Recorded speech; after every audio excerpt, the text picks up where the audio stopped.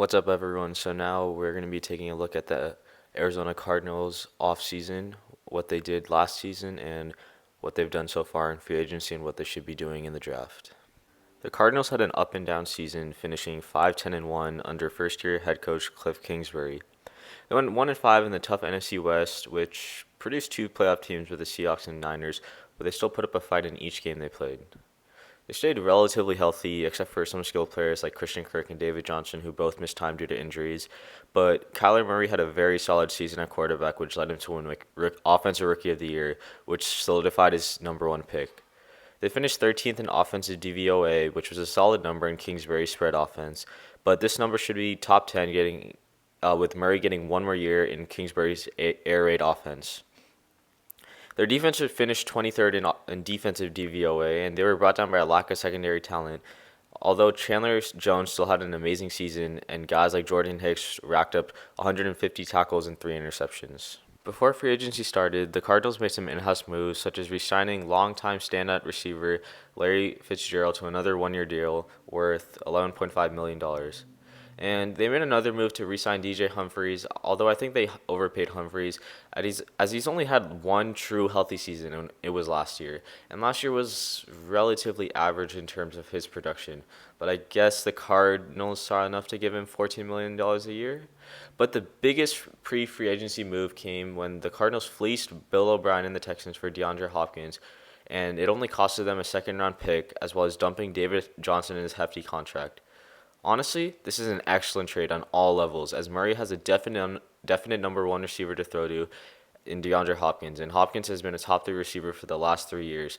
And as Fitzgerald's career is coming to an end, DeAndre Hopkins is able to step up to the plate as a number one receiver for Kyler Murray when Fitz decides to call it quits. Now on to free agency.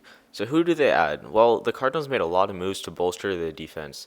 I think Jordan Phillips is a very solid pickup, not a spectacular, but a very solid pickup, as he had a breakout year last year with Buffalo. However, I think his sack values may be overvalued by many teams, as he didn't produce many pressures, and Buffalo is a man-heavy team under Sean McDermott and Leslie Frazier, and so they blitz a lot, which means he's not winning one-on-one battles with the guards or centers like Chris Jones or Aaron Donald does. But still, Phillips is a very good pickup for a team that lacked defensive line talent. They also signed two outside linebackers in Devin Kennard and Devondre Campbell, who both should complement Hicks very well. They also added the transition tag to Kenyon Drake, which I think was a solid move because he had a breakout year after being traded from the Miami Dolphins during the middle of the season. So, judging that Drake signed the transition tag for 1 year, they should be able to judge how well he fits in Kingsbury's offense. Then they just made some in-house moves to resign depth players like DJ Foster and Brett Hundley to 1 year deals.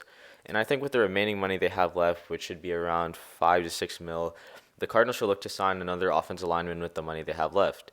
A solid offensive guard like Michael Schofield would be a solid pickup for their below average interior offensive line.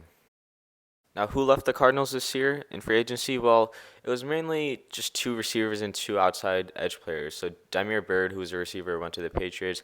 Farrah Cooper, another receiver, went to the Panthers. Rodney Gunter went to the Jags. And Cassius Marsh went to the Jags as well.